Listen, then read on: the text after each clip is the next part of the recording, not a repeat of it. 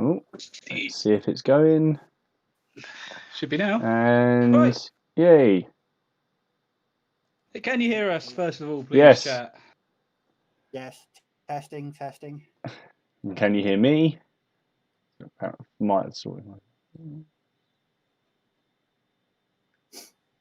if I'd actually. Would help if I loaded the comments, wouldn't it? That'd be helpful. There we go.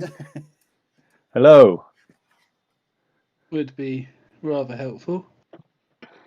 Did I even push the go live button? Yeah, loud and clear. I'm sure I pushed the go live button. Good evening. We are the epitome of professionalism on this podcast. Oh, can you hear me? Yeah, I can hear us. Cool. Right. Cool. Good evening and welcome to the Plastic Crap podcast with me, Ken from Miniature Wargaming Warriors. Below me is Steve from 1 Point HQ, and to my left is Martin Seventh Son, but it'll be all right, or it should be. Welcome. Lovely to have you here. I wasn't here last week. The guys held the fort down fantastically. And I had to listen back and very much enjoyed the episode while I was doing a bit of painting this week for once. Made a nice change. But yes, how is everybody this week? I'm recovering. I'm recovering because I had a visit. Oh, did you? Oh, who was that? I don't know, but he no. So no, I had a visit. I had a visit from you. And yes, you did. Yes, we did, didn't we? And we had a good game of Black Powder, which I've already seen. There's some lovely comments on, which I'm sure we'll get to in a minute. And I can see that Hayley is getting involved in there as well, so that's cool. She can handle that. I'm all right. I haven't managed to do much painting though, so I haven't actually managed to do any more painting than I did last week. No, so yeah, like I say, I came up to yours, didn't I? We had a game of Black Powder. We had made a day of it. Spent the whole day there. We had some good games. Somehow he ended up sorting me out with this Waterloo box set for his friend, which is even better. So I went up and I walked away with minis. Exactly. And you got some extras. You got some extras as well. I did, and I was nearly going to pick up the British starter army as well. You're still here. It's still here. Oh no. But yeah, no, that was this week. But I'm sure we'll talk about that. But what about yourself, Steve? What have you been up to, buddy? I was working on 6 more Fusiliers for my last Fusilier company for Napoleonics. Fantastic. But my crowning glory was this that I built. There's a video on the channel about it, which is my your Panther. My dug-in Panther. It's literally one of the best things I've made this year. Thoroughly enjoyable. It's amazing what you can do with just a bunch of stuff that you find abandoned on your own hobby shelves. I didn't buy a single thing for that. Everything was found and foraged off my shelves. But apart from that, no, there wasn't much going on last week. Just a bit of Napoleonics and a bit of bolt action. But yeah, quiet week all round. Yeah. Oh no, that's good. That's good. Yeah, that tank is pretty awesome. Very much so.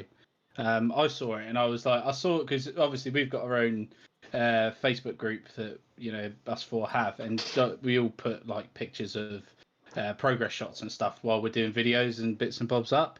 And Steve posted a picture of the Panther just sitting on the cork bed with some before put any of the sprues on or anything like that. And then the next one he put up with like the sprues, and then you see it painted. I was looking at it, I was thinking they would make good bricks, wouldn't they? And as soon as I see it painted, I was like, oh my god, that's gone from that. And I was thinking that looks bloody awesome. It was a lot of fun to work on. All it basically was an old plastic Panther, cork, filler, and chopped up sprue. Yeah, exactly. But it was just really enjoyable to make. But the next thing I'm going to do is I've got the rest of the Panther left over, so I'm going to be using it to make. I was literally about to ask you about that. What you can do with it? I'm using. I'm going to make a base it on a CD and make a large piece of scatter terrain for late war. Wicked. That should be done. No, that's a really cool idea.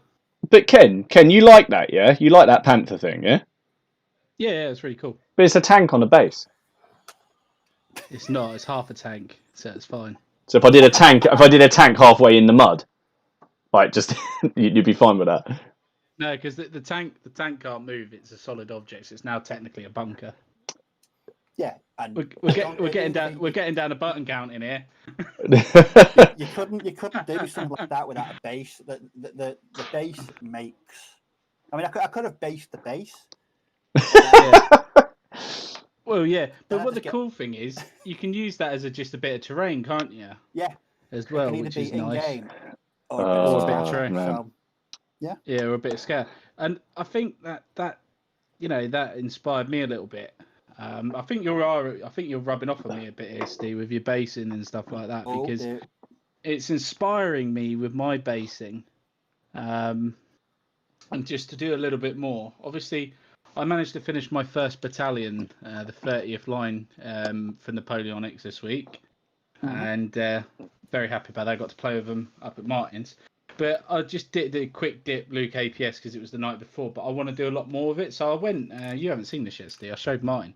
And the local hobby shop by me has just started stocking Green Stuff World stuff. Oh, cool. Yes.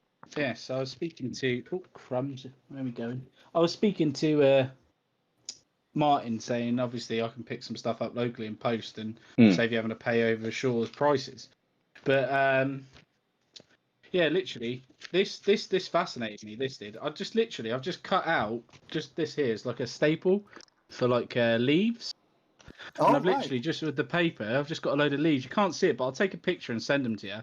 And my God, they're really cool. So I was thinking about you could do like autumn blends. There's loads of different types as well. So different types of leaves. So you do like autumn. You could do like spring. Do you know what I mean? You do different colours, but it just adds. And also, go on. I was going to say, so when you come to do your cannons then for your Napoleonics, are you thinking bigger bases? Are you thinking sort of scenic, a bit involved? I'm thinking of doing both batteries. So if I do a battery of 2, I'm thinking of doing it because how Martin does it is you do 2 for a small battery. Is it 2 for a small? I do. No. I do 2 for a battery and 1 for a half battery, and that's it. Right. Okay.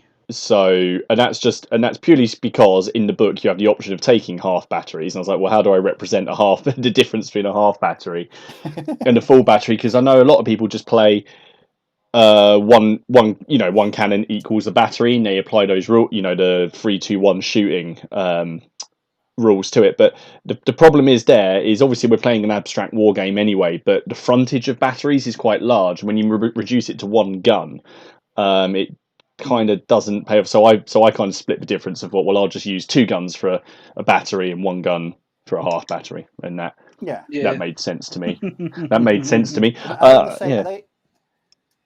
So if you do a full battery, do you put them all on one base, or no? are they based individually? Well, you could do. I based them individually just so I have the option of like creating different size batteries.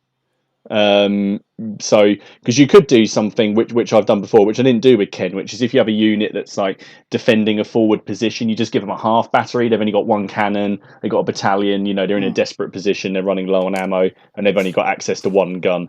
Pretty much like in every single episode of Sharp where he defends something. He has like one gun. What have I done? That's better. Yeah. We've got quite a few. And can I just ask people, is the audio all right now? Because I've had a few comments about I've the had audio. A couple little Ken and Steve levels are low. They shouldn't be on mine. All right. Yeah. All right, I'm just going to go test. Mike, yeah. You go test. Test. Can you do it, Steve? Test.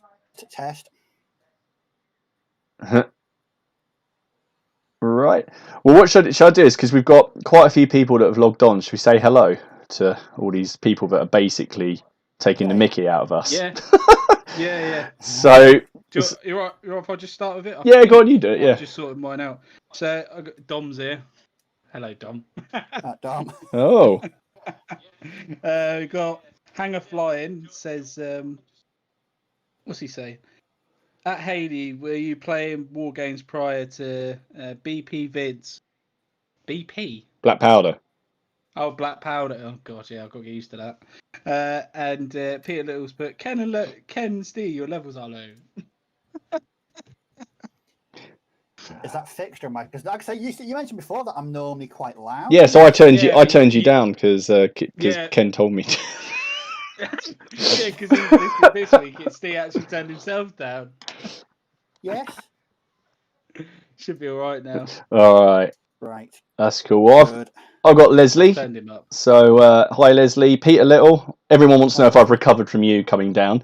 The answer is barely.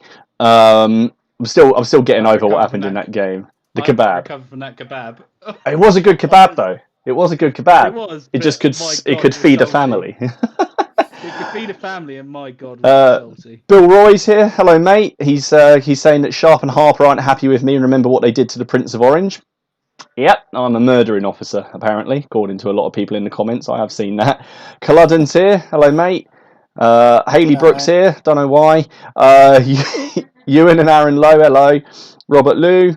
Modelling for Advantage. Hello, guys. Duncan FX. Miller's here. I've got a bone to pick with Miller, but I'll come on to that in a bit.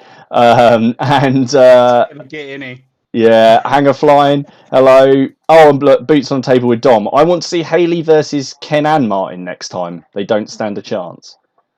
Yes, they do. But who would we be, mate? What, me as the British and getting the 95th killed, or would Haley have to take the British again? Or could Haley win with the French? That'd be nice. Haley wouldn't play the French. I think the French, out of all these games now, I think the French have actually only won once, and that was when I played in the third game when we were doing the scenario on the bridge. So out of 6 games, the French have only had 1 victory so far. Right. What's going on here? Right. We've got something here. Ken, are you sure you're not in my comments again? Are you in my comments again, mate? No. Are you sure? So they 100%. Okay. Why? Because the questions you just quoted are exactly the same questions that are here. No, I don't think so. No. No? Okay. And basically everyone seems to be praising Haley on the fact that she'll play war games. And Dom says I'm too loud, Steve's too quiet. Yeah, but the people what did he say? Dom said what? Dom said I'm too loud, Steve's too quiet. So I'm going to turn Steve back up to... Yeah. All right. There we go. How's that? Try that out. How's that? I just can't win. And then No, you just can't win, Steve. Keep it like that, Steve. We'll work around you, mate. I've just got Martin is very loud. That's not something I hear very often. All right, hang on. You were when we were recording. Yeah. Oh, no, I was when we were recording. How's that sound now? Right, I'm playing around with all these little levels on here. All right. And Haley's just written a comment. He just looks sad. And then I did really enjoy it. Is that about the 95th? No, it's about why I started playing. Oh, why I started playing. So basically, Haley's saying she started playing war games because she likes making me look sad. No, because you looked sad. Oh, because I looked sad. Yeah. Oh, I thought just because because you I made. wanted to make you look sad. You did make That was me just look. a bonus. Oh dear. So yeah, it was a good game, weren't it? If anyone's not seen it, go and have a look at it. I'll tell you what. I'll put a little link there. It is worth having a watch.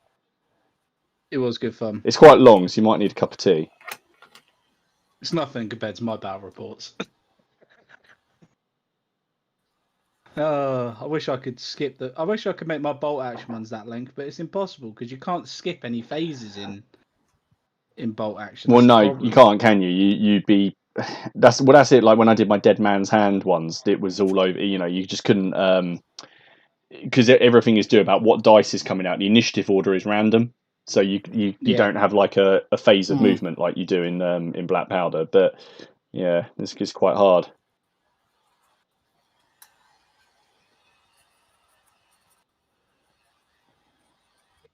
So what's everyone working on tonight? Funny enough, Napoleonics.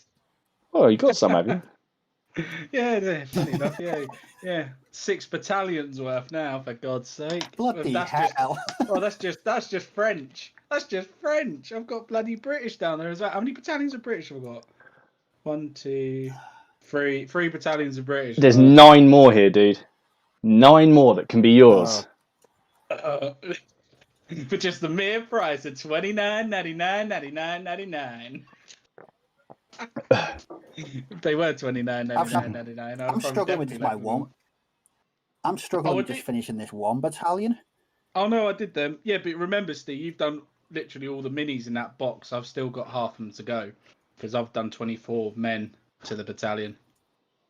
Oh right, okay. I'm painting the entire box. Tonight I'm having a break. Tonight I'm having a break from Napoleonic. So I said to Martin, tonight is all about chain of command. Yay. And I'm working on some 15mm Germans for my chain of command project. Very nice. Buy you mine. I've not played it yet. I've not played it yet. Oh, what, chain of command? Yes. No, I'm the same dude. Same. I've heard. Well, I've sort of had mixed reviews about it. I either seem to really, really like it, or they just don't. Really hate it. Yeah, I've never played it, but I do like Lard. It's because it's Lardy, isn't it? It's Lard rule set, so it is Lardy. And I do like their rule sets and their sort of way of writing. So yeah. And that's it. So yeah, what about you, mine? What are you up to? I'm finishing off these crossbowmen that I started last week because of the good weather and a couple of days I had off last week. I skipped to making terrain. I wanted to make the most of it, so I was working on these little 1x1 terrain blocks. So I'm back on these now, and I'm gonna get these crossbows finished because they are my last outstanding Wars of the Roses unit, and then I have none left. So I have to buy some new ones, and then I'm ready to sort of get into my project next month, which is my Carthaginians. So which I am excited about. So especially because I've decided, after much umming and ahhing, but chatting to a few people, I'm going with a winter theme. I am going to do it. I'm going to do winter Carthaginians, but I've been sculpting some winter cloaks. There we go. Onto some of these Carthaginians. I know they wouldn't necessarily have had cloaks in the fight, but I wanted to get some tattered cloaks, on the bases, make them look a little bit different. And I'll be doing some other little things to. Your minis, mate. Your minis. Exactly. Well, I think I sent you guys a picture, but I'm basing them 120 by 60. Yeah, something a bit bigger, innit? A bit bigger, and so we'll see how that goes. I might decide I hate it, but yeah, we'll see. Well, you say that, but like what Steve was saying earlier about how I'm going to base my artillery. Well, I'm thinking about doing a big base for all 3, like do a 3-bit battery on one big base, but then do plug pull out, so like I can take and drop them in, so like maybe a grass plug instead. Yeah. Take 1 square battery out. And then do it like that, so I can have like a diorama-y sort of thing. Maybe do it like that, so you can use them individually, or if you're going to use all 3 batteries, then do them together. But like you've got Ancients next month. Yeah. I'm doing Napoleonics starting from now. So this next however long till the end of October. So Napoleonic October over on Miniature Wargaming Warriors. I was thinking about that. What I'm doing for October is going to be called Locktober. So all I'm going to be working on is Napoleonic French and World War II French. So kind of a French theme going on throughout October. Yeah. Well, yeah, I really like the idea of these like month at a time sort of project things, because it's long enough to keep you interested and it's long enough to get a lot done. But not too long that you get bored. So I won't do any Napoleonics in November, so I'll do something else. So I quite like that idea.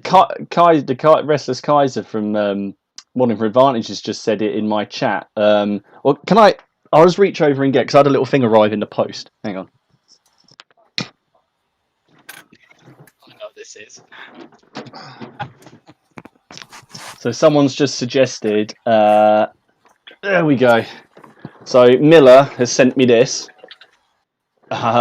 which is the pike and shot for King and Country starter. I think my wife wants a word with him. But so it looks like I'm going to be doing English Civil War. But Kaiser said I could do. Did he, Haley, or did he send it, or did Martin pay the money to send it? Dig you a hole. No, I didn't. Well, we were having a chat before, and I think it's because I said I went into Warlord Games and I nearly walked away with it before, or a Battalion Box, and he said, "Oh, there's gonna be something coming in the post." So I imagined, like maybe it just be like I sent you an Archer.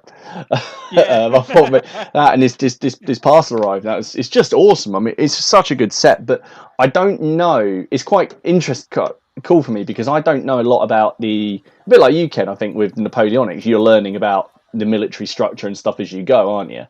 Exactly. Whereas I know a fair bit about the actual history and the political history and everything with Cromwell and the Rump Parliaments and Charles and all of that, but I don't actually know a lot about the army structure, so it's going to be quite interesting for me. So I'm going to be a little something new. So as Kaiser said, that special link I sent you a little while ago that no one's allowed.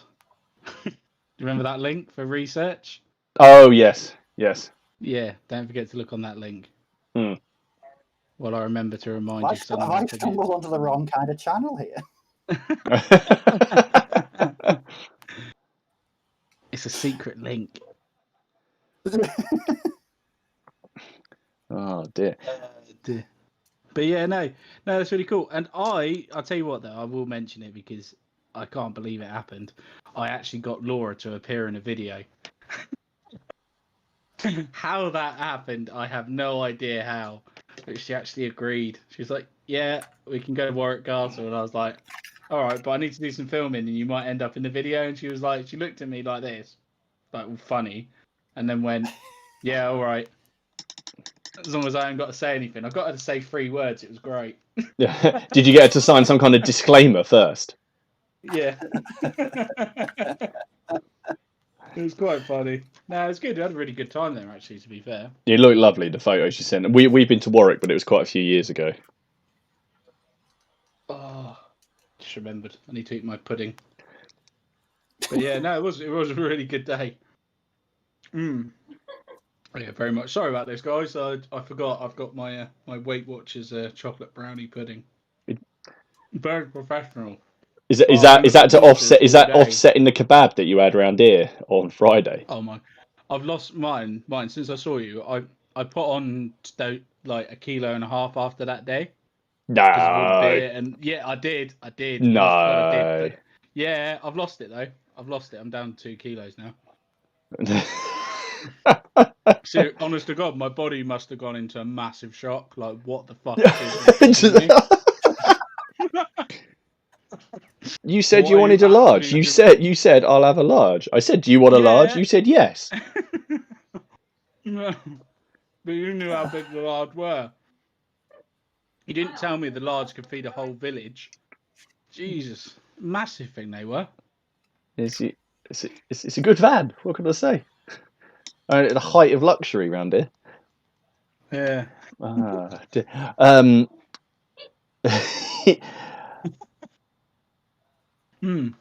Yeah. We had a question, didn't we? Didn't we, to answer from Peter? I remember. Yes, we probably did actually. Where is it? Shall I find it? Yeah, two. We had one from Peter, one from Miller. Should call it Frogtober. Oh, Steve Reese says you should call it Frogtober. But yeah. I'm just not putting that in any of my YouTube videos. Otherwise, I'll probably be done for promoting all you can do that, Ken. Stuff like that. I'm doing British as well, aren't I?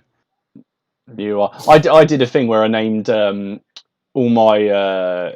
We were doing a battle and we actually bothered to name our colonels and everything. We named all of our French officers after decent French wine, which we looked up on the internet because we couldn't actually think of any ourselves because we're not that refined.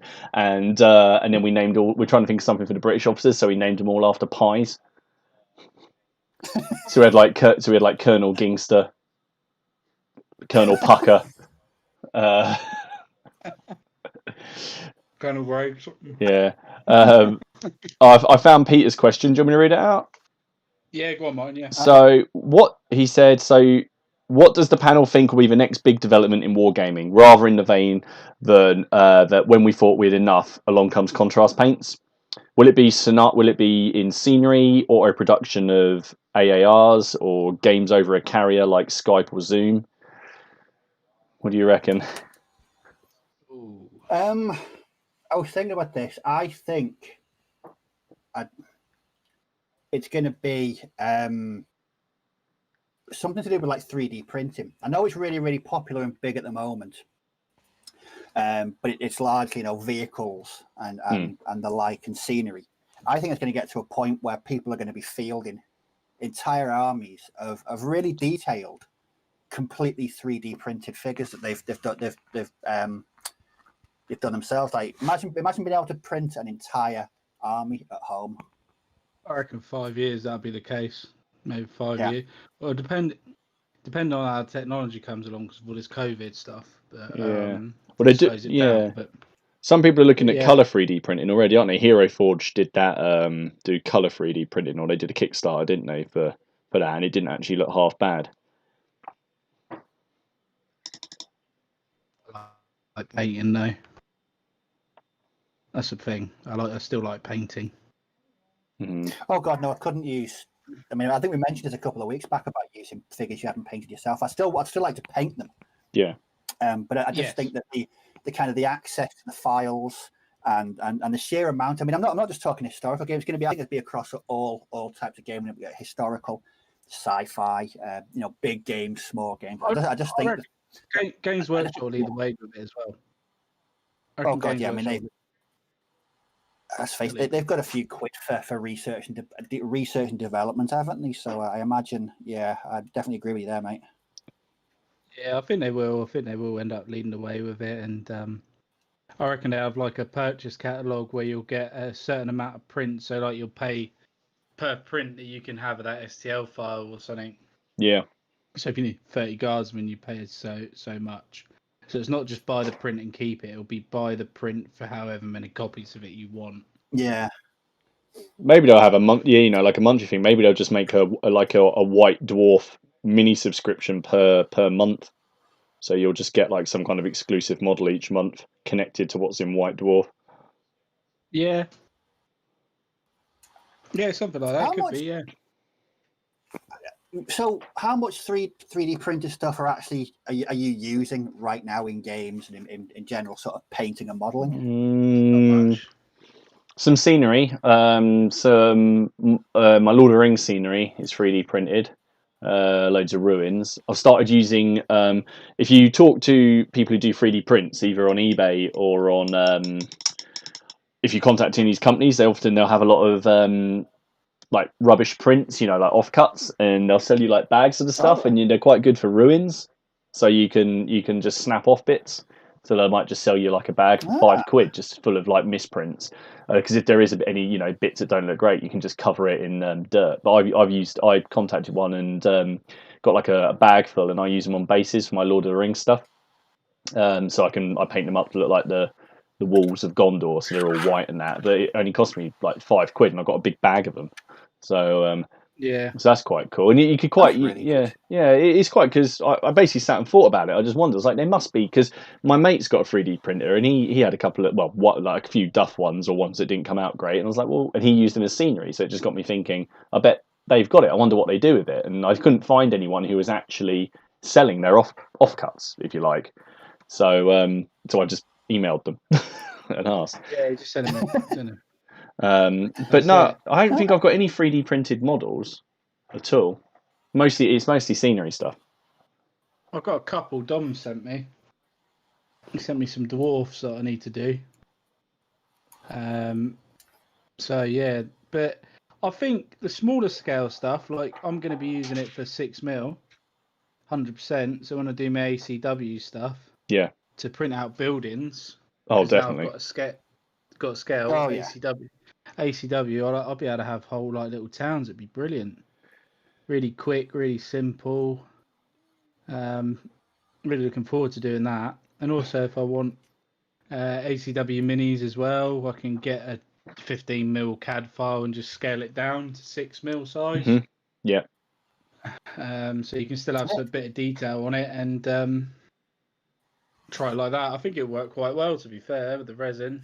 I'm quite looking forward to doing that. But again, I cleaned it off the other day actually because I haven't used it in ages. I cleaned it up and it's cleaned up fine, so I'm good to just hit the print button and go again. But I don't want to do it in a minute because the problem is you start printing, you end up with a load of models that you're not going to paint right there and then, so there's just no point. You might change your mind, you know.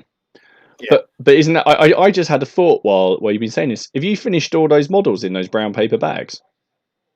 No. They're still in there. I picked one out. I need to pick one out actually because I've actually done the Lord of the Rings ones. I've done Sharky and all that. They're done. So I need to get another bag out. Cheers for reminding me, but I forgot about that. I genuinely did. I can't even remember what's in. See, that's the good thing about I can't remember what I put in there now. I think There's a load of fantasy stuff, but they're in there. I'll just pick them out as I go through. See, I was thinking back on Peter's question, 'cause obviously 3D printing's a big one, but I was trying to think if is there a game where there's been a decent app integration done yet? Because there was one for War Machine, and that's a bit buggy, and obviously there's I know there's things like Battle Scribe and unofficial, but they're on this bit. Is there a game where there's actually like a properly integrated app? There is one for a board game that I play, Nemesis. You ever played Nemesis or heard of Nemesis? No, I've seen the Kickstarter stuff though. So it's basically Nemesis Alien. Yes. Right. And yeah, that's got a good app to it, but it's also got 3D printed miniatures, which is pretty cool, and they're really good design. I haven't got them handy, but I'll try and get some pictures and send to you. But yeah, no, they're really nice. But yeah, 3D printing, I can see it happening, but not for a while, maybe 5 years or so.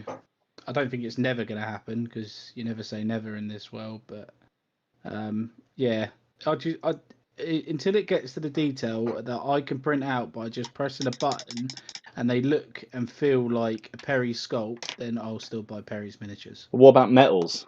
Like, someone actually said that just in here. Like, yeah, Hanger Flying said he still likes the weight of a metal miniature. So do I. Sometimes it's just, it's just nice to have a metal mini. Yeah, exactly. I don't think it's ever going to disappear. Well, my views on metal minis have. I used to despise them. I used to utterly just avoid using metal minis. But since I did those conversions a couple of weeks back, yeah, they definitely they changed my mind. I always thought there was. I mean, there's some you just can't do anything with. The poses are just too kind of locked in. You can't really, have at it with a craft knife. But if you can look at a certain miniature and think, well, if I just take that arm off there, or reposition that arm, or reposition that head, it will work. And it's given me some really, really unique looking miniatures. So, yeah, I'm sort of leaning towards being more accepting of metal miniatures. It's pretty cool, Steve.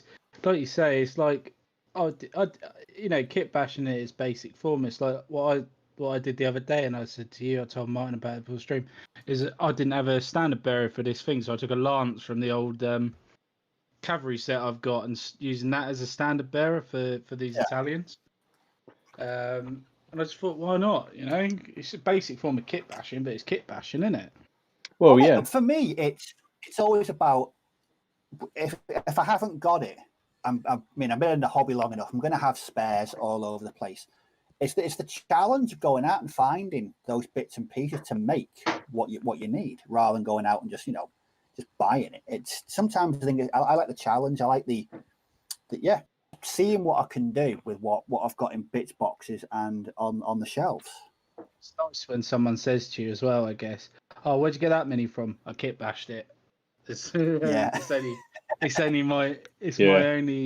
one of it. And then the bugger goes, "Oh, can you make me one?" No. Well, that happened to me when we were in the middle of lockdown. That Major Koenig sniper Yeah. that I kit bashed and did that. I put it on Facebook, and some dude contacted me on Facebook and just said, "Look, will you be able to make one for me?" And I was quite taken aback by it, actually, but no, it's things like that where people recognise that it's a completely unique miniature that no one else is really going to have. So there's definitely that element to it.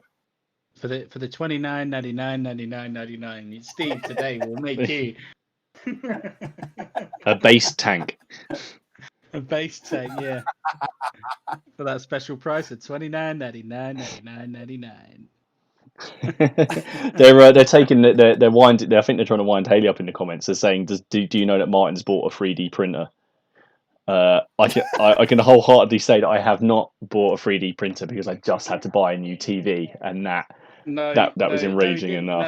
No, but he has put an offer in on mine, Haley. So just be careful.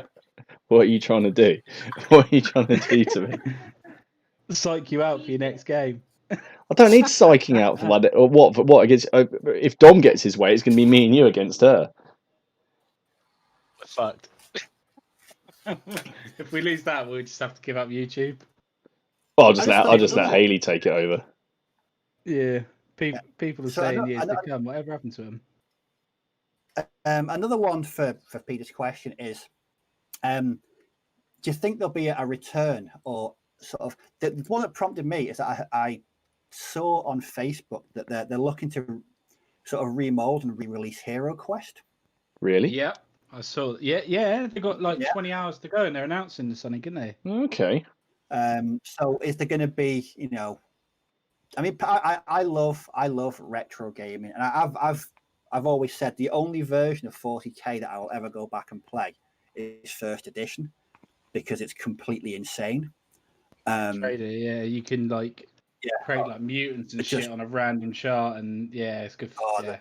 The rules are cracking. But is there going to be a yearning to go back to those sort of the halcyon days of your gaming, your formative years of gaming, like Hero Quest and Space Crusade and that ilk? Everyone should play it. That's what we should do. That we should do like a little tabletop simulator or something like Hero Quest. Aren't they re-releasing Fantasy? They are, aren't they? Old World. We don't know what it's going to be. And it's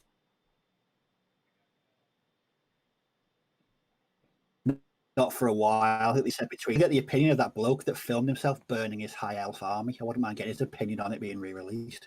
But yeah, no, I don't know. But yeah, no, 3D printed stuff definitely. I think that was a good answer to Peter's question. Yeah, what have people said down here? They've said Hangar Flying has said with the prevalence of smartphones and tablets, he thinks the path is app-assisted war games for casualties and status tracking.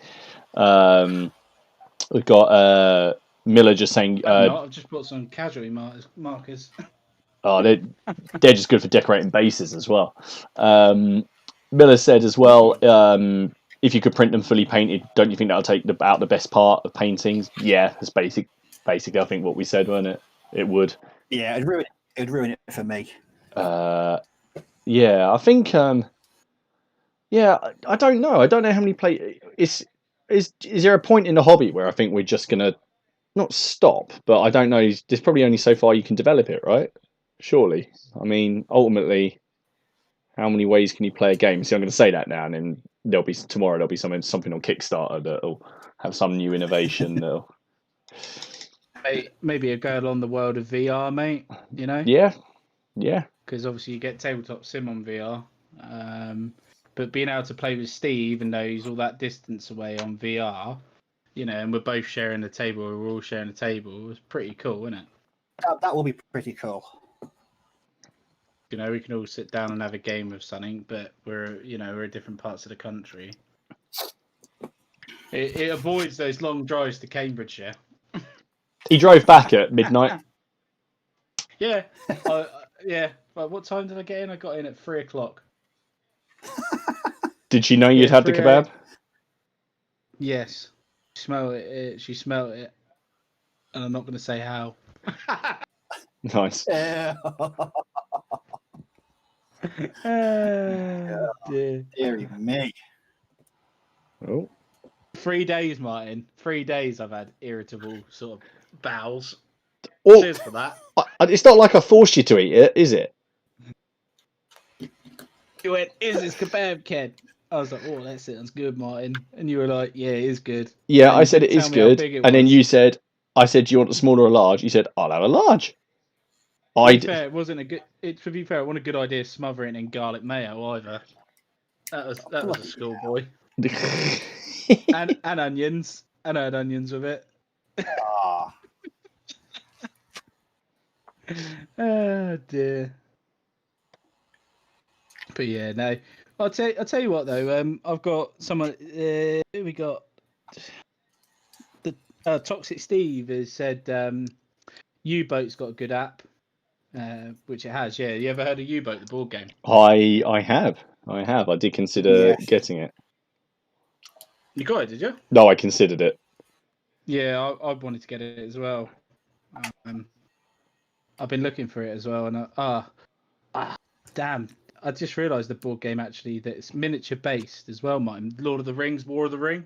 Yeah. Oh, yes. Do you know what? Massive game. I looked at that. I did look at it, and the thing was that it didn't seem to be actually sort of getting regularly supported, and I don't know because there weren't many Yeah, there's- expansions sort of out for it. So and I've played a lot of Fantasy Flight games before, and there's obviously only so much content you can get out of what they initially release. Yeah, well, they've released 3 expansions for it. Are those not the what you mean figure expansions or Yeah, campaign expansions on the app? figure and campaign. Oh, okay. So, but yeah, I've got the 2nd edition of it. I'll have to bring it up. We'll have to have a game. Yeah, definitely. It's an all-day gamer. But yeah, there we go. There's another reason to come up. But yeah, no, I was just thinking of like subject matter for this week. I don't know. Did anyone have anything in mind they wanted to speak about? Because if not, I've got a couple of ideas. We've got Miller's question. If you want to give that a quick whirl. Oh, go on, Steve. What are you going to say, mate? I was going to say, if anyone was in the chat last week, Martin made a recommendation to listen to a band called Forlorn Hope. Yeah. That do Napoleonic metal. I would absolutely recommend it to anyone. The album it's absolutely fantastic. It's not normally a type of thing that I'd listen to. I prefer my metal a bit more on the old angry, put my head through a wall type scale. So this was kind of different. But I was sat there listening to them painting Napoleonics, and it was a good moment. So I would highly recommend them to anyone. Yes, check them out. They're growing as well. So the more people that go and listen to them, the better. Oh, absolutely, yeah. They've got they also do their own version of Over the Hills and Far Away, which is actually really good. It's really good because they're not just doing a tired old folk, like they're not just copying exactly what the sort of folk version. They're a little twist on it, which is good. And there is a song in there about the rifles. So of course there is. I'll tell you what though, Terry Head has just said, "Hi guys, I remember that when 10 or 20 of us used to set up a campaign which took weeks of playing, and moves would be done over the phone or by email." And I said, "I'd take my hat off to you, sir." Yes, I'd take my hat off. That's dedication. That. I would love to do a big old campaign. I've never done one, but I want to. Forlorn Hope was fantastic from Steve Reese. But yeah, go on. What you said about Peter's? What? Sorry. What? Oh, Miller's question. Oh, Miller's question. Miller's question. Hang on, I'll just grab it. He always comes up with something really good that makes you think. Hang on. So I've got to scroll back our conversation. We're having a bit of a conversation about what I can build my English Civil War stuff as. Lloyd. I've just thought of a fantastic topic for this week after you've done that question. Yeah, I'm slightly worried. Martin and that Steve. Mine and That was Steve. that was a worrying laugh there, Ken. A worrying laugh. That does concern me. It's a bit of a controversial one, but I'm sure people want to know. Is this one you've just thought up? No, we spoke about it, mine. Oh, what, the one You that were in I? the chat. The one I suggested. Yeah. Oh, okay. Very, very similar, but for Right. a Okay. different. Hang on a second. Hang on. Da-da-da.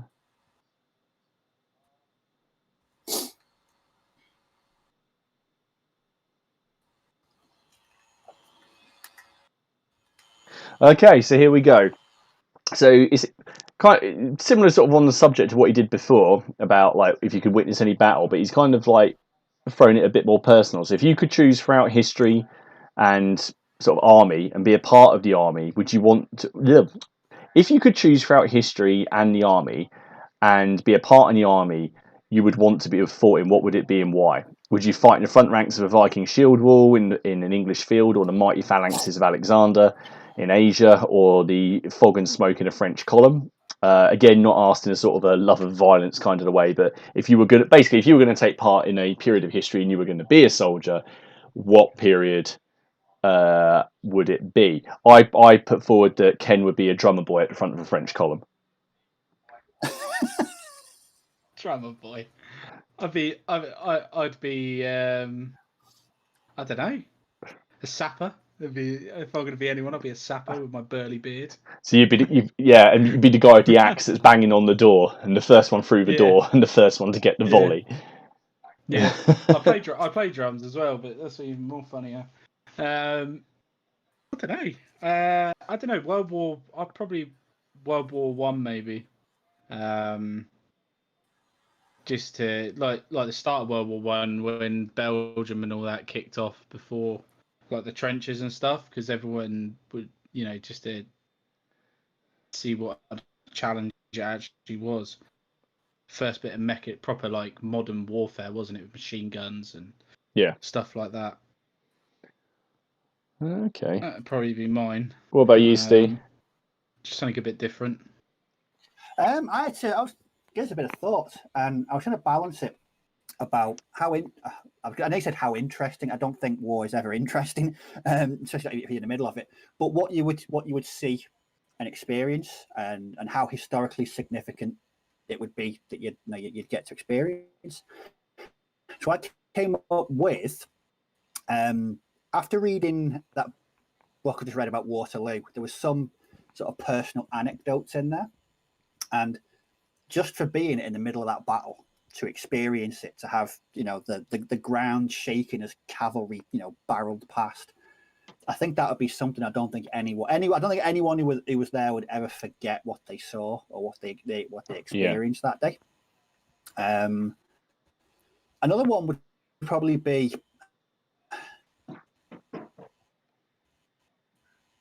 I couldn't decide whether sort of the American Civil War, because it was so again that Ken mentioned the technology.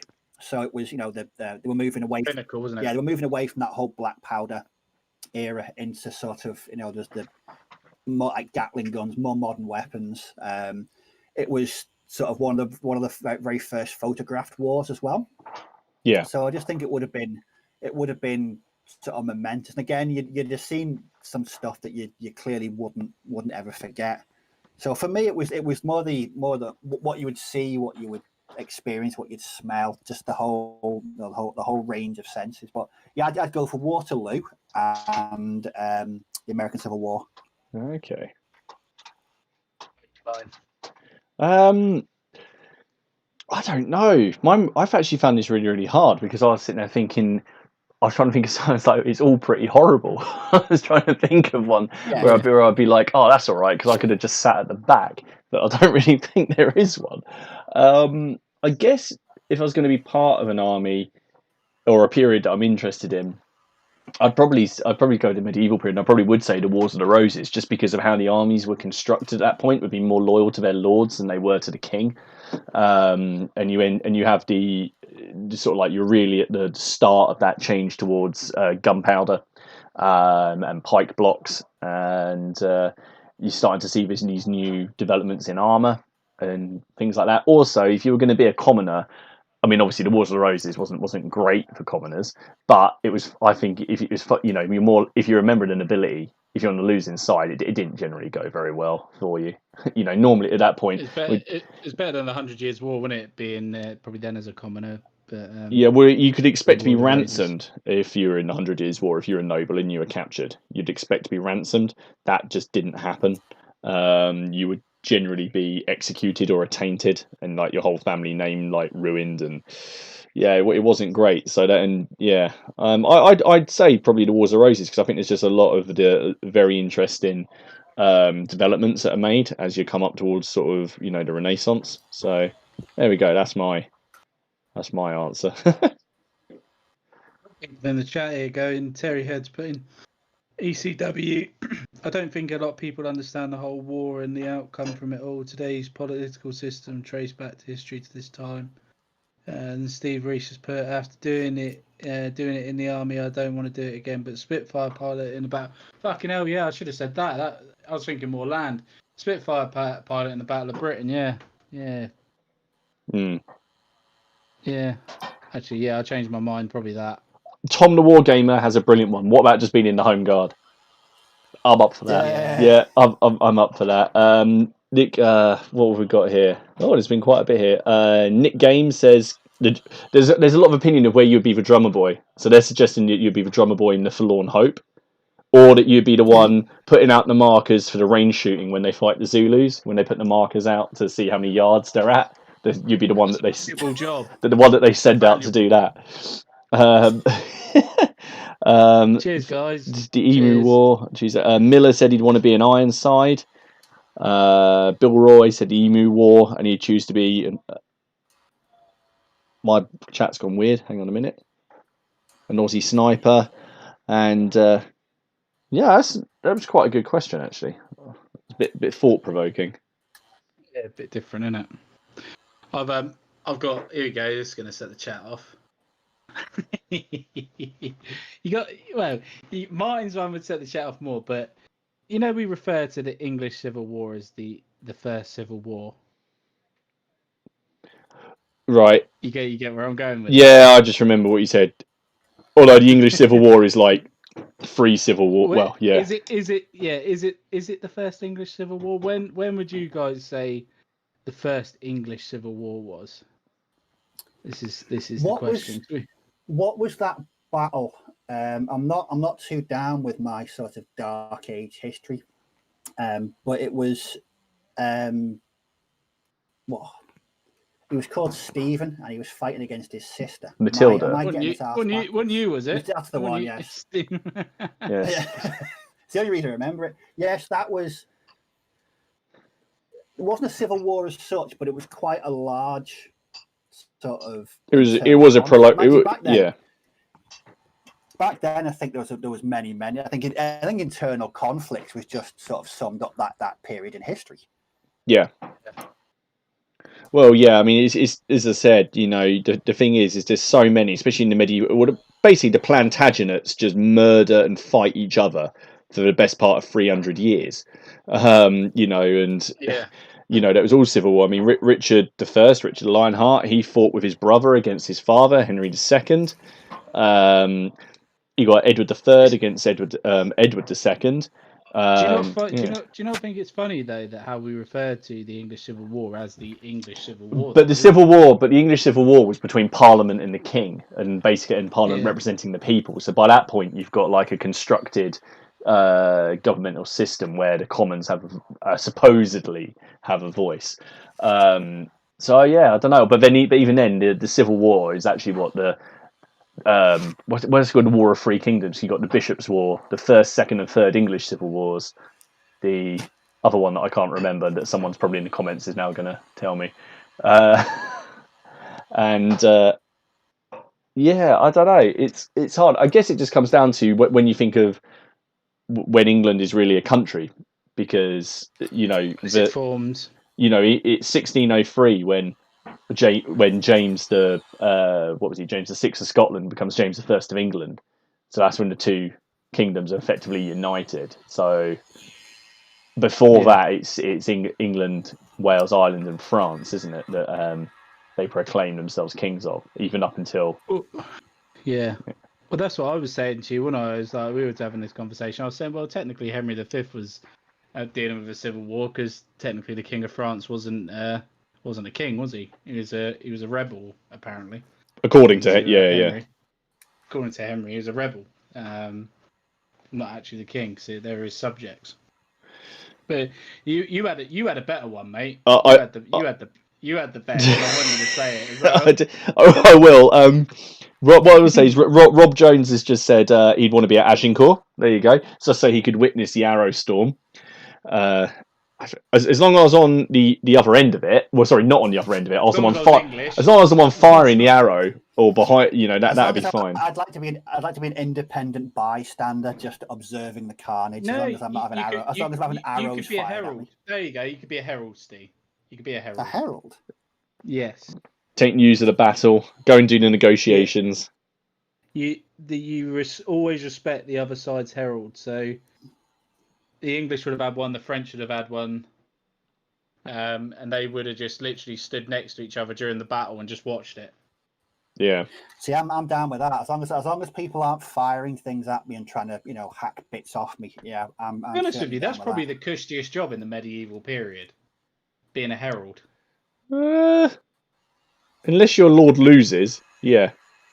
I'd imagine it's. I don't know. It's kind of like, I guess, diplomatic immunity, isn't it? But so it's all good until the person you're fighting doesn't care, and you've got to ride up to them and say, yeah, we want you to surrender, and then okay. We just surrender. Please don't hit me with that mace. Yeah. Yeah, that's so. Yeah, Leslie said you'd just in relation to that last one, you'd have to decide when England and its government then started. So when do you think of England as a country? as a formed unit, I guess. Formed thing, yeah, true. But go on, Martin, do the one that you so I said, we'll see what people think in the comments. There's stirring the pot. There was about 20. There's about 20 people watching. So which civil war is more interesting from the wargaming perspective? The English Civil War or the American Civil War? Go. It's blatantly the ACW, isn't it? American Civil War every day. I'm going to have to agree with Ken on this one. I would say, yeah, I find it more interesting. I was right the other day. See, I find it really hard because you say there's a lot of developmental leaps in the American Civil War, but then the American Civil War, it's very different. I don't know. There's a lot. The English Civil War covers lots of different things. The American Civil War, you get the Emancipation Proclamation, so we're no more slaves and all that. A lot happens with it. And to game as well, you've basically got Napoleonic sort of style of fighting, but with better guns. Well, not really. They didn't have any kind of line fight. They were firing at will in their regiments, really short ranges. They didn't have well, I'm going to get flamed for this probably, but I would say that they didn't have the discipline that they had in the Napoleonic period. I'm probably going to get killed for that. But no, not if it's like that. I mean, I don't know. But then also, did not installing that discipline give them an advantage? Because they allowed them to be a little bit more free? I don't know. I'm going to get so Leslie says English Civil War. Tom the Wargamer says English Civil War. Nick Game says any war that had buff coats. So basically, the 30 Years' War and the English Civil War. I would say the thing is that you say that, but then also the English Civil War from that produced our whole system of government, or the basis for it. Well, yeah, but that needs to know where to blame it. I mean, but you've got the English Civil War isn't just one war; it's about 5. That's all just encapsulated within this one term. So it's actually the War of Three Kingdoms, isn't it? That's the, and then you've just got all this sort of back and forth And then obviously you got the only time that we executed a king. That didn't, Yes. even after the American Civil War, didn't they that didn't happen to any, well, as far as I know, any of the No. Confederate generals. In Oliver Cromwell film, I've seen it in school back in the day. The really historically inaccurate one. Is it? Yeah, that one. The one with Obi-Wan Kenobi as Charles I. The really old one. It's It's not that old. 1970s, not that old. Yeah, that one. Yeah, it's got Dumbledore as Oliver Cromwell and Obi-Wan Kenobi as Charles I. That's it. Yeah. Do you know what another good thing about the American Civil War? It has the most remarkable collection of facial hair in military history. That's very true. It does. That's very true. I feel like they were cultivated. They were cultivating some proper facial, creative facial fuzz in those days. It was, I was always very impressed by the amount of facial hair on view. It was a proper man beard, wasn't it? Yeah. Oh God, yeah. I feel like this is one that Dom really needs to kind of weigh in on, because I know that he probably knows a lot more about both periods. I'm not. He's probably watching this going, yeah, Gitz, you're gonna wait until next week, couldn't you? No, you did. Yeah. He's probably there. He's probably there in Somerset, going with his cider, loving it, and he's probably swearing at us, or he hasn't watched it yet, and he's gonna swear at us. I do find the American Civil War it's really hard. It's exactly, that's why I said it. I wasn't going to ask this question, so you sod. So what was I going to do? I was blatantly going to drop you right wait, in the shit, you wait. wasn't I? But yeah, what have we got? There we go. Oh, Terry Ed's put it, ECW and ACW were just slaughter. They weren't they? Really? Basically, yeah. Massacre, wasn't it? Basically, we've got Leslie said, "Fight friendly. The Americans never had a king to execute." It's very true. Miller said, "I've got the long hair of a cavalier." That's true. That's true. I never. Do you know what? And I know this is obvious, but I will never forget. There's an episode of Red Dwarf. If anyone watches that, one of the earlier ones, where one of the characters, Rimmer, says, "Why is it in history that the side with the shortest haircuts always wins?" Yeah. I always thought that was wicked, and you just have to look at it. Was it 1-0 to the Pudding Bowl? Yeah, that's it.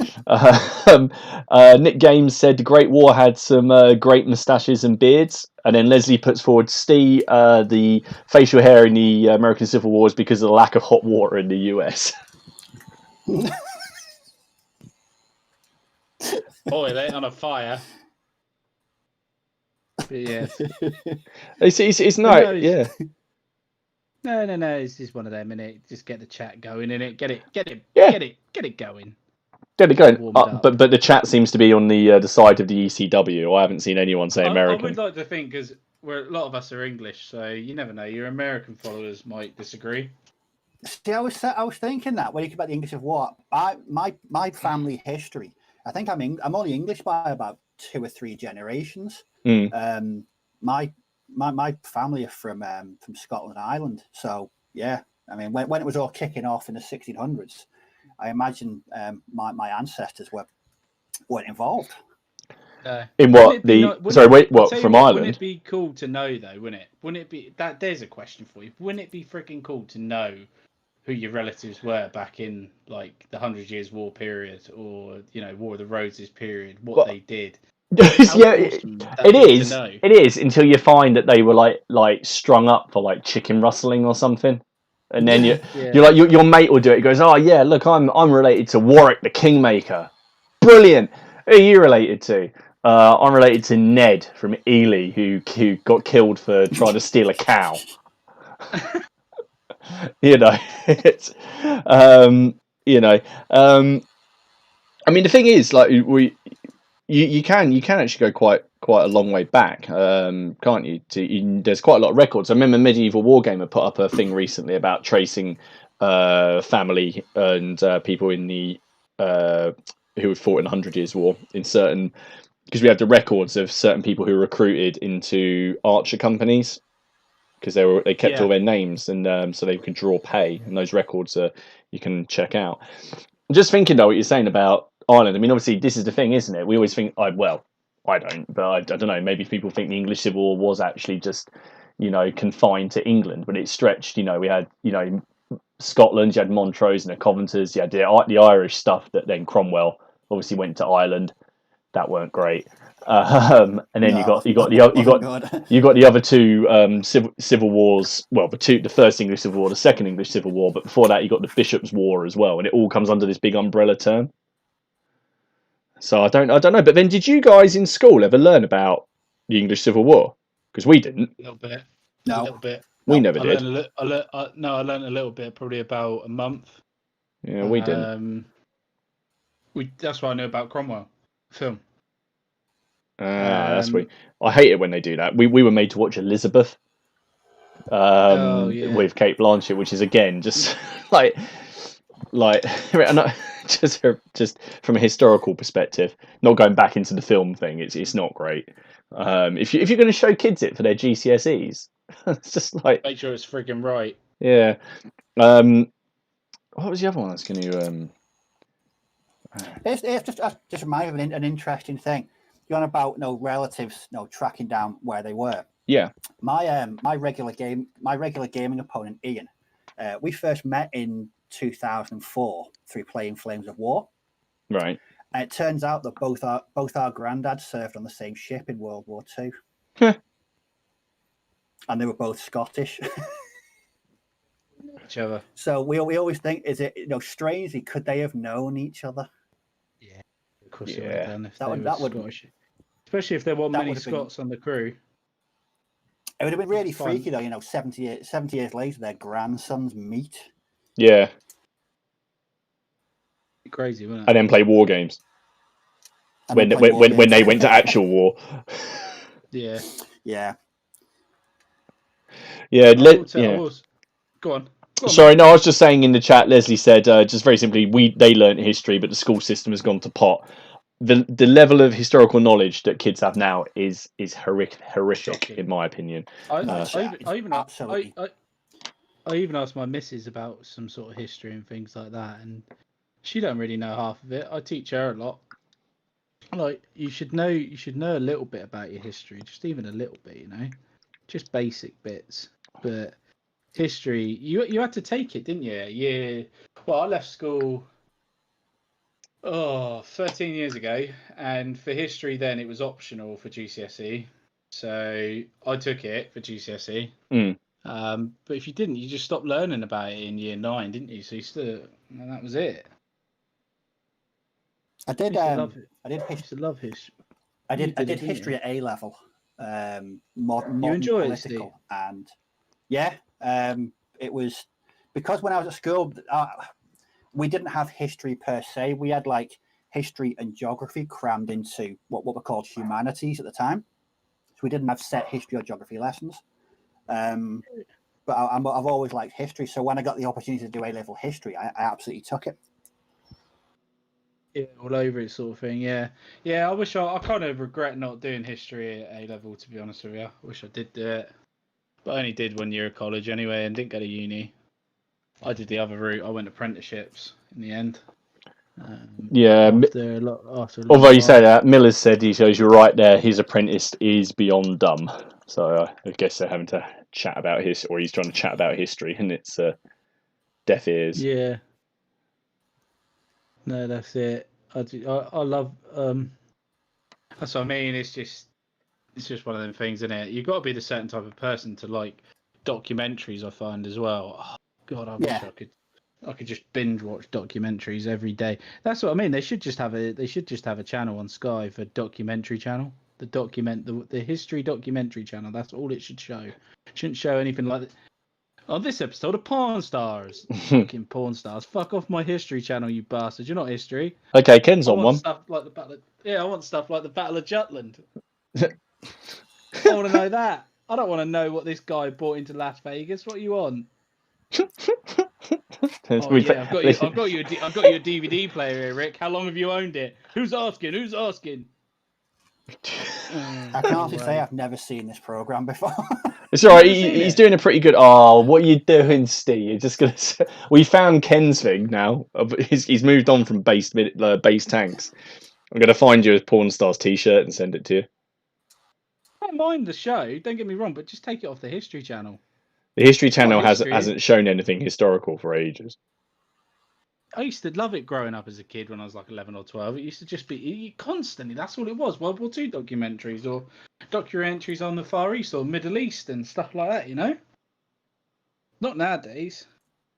No, I think you've really got to go looking for it. That's why sometimes, like that link I sent about, I told you about those Napoleonic documentaries on YouTube.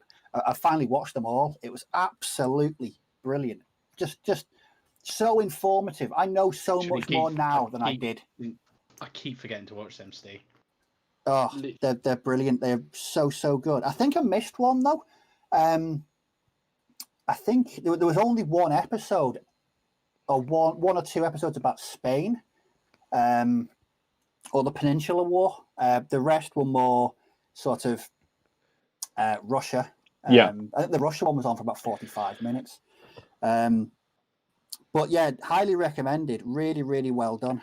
There's I know there's a 3-part one on there that's quite good all about the peninsula. Which is an hour each, which I listened to fairly recently, which I thought was actually pretty good as well. Wargamers Anonymous has popped in. Hello, mate. He's hang on a second. Oh, and Miller has said he was gutted with his history in school. He had an A in all his coursework, and after doing an exam on medical science throughout history in the American West, he ended up with a D. Why couldn't it have been on something interesting? We must be in a similar year because that's what I did. And it was, Mine was on the Great War.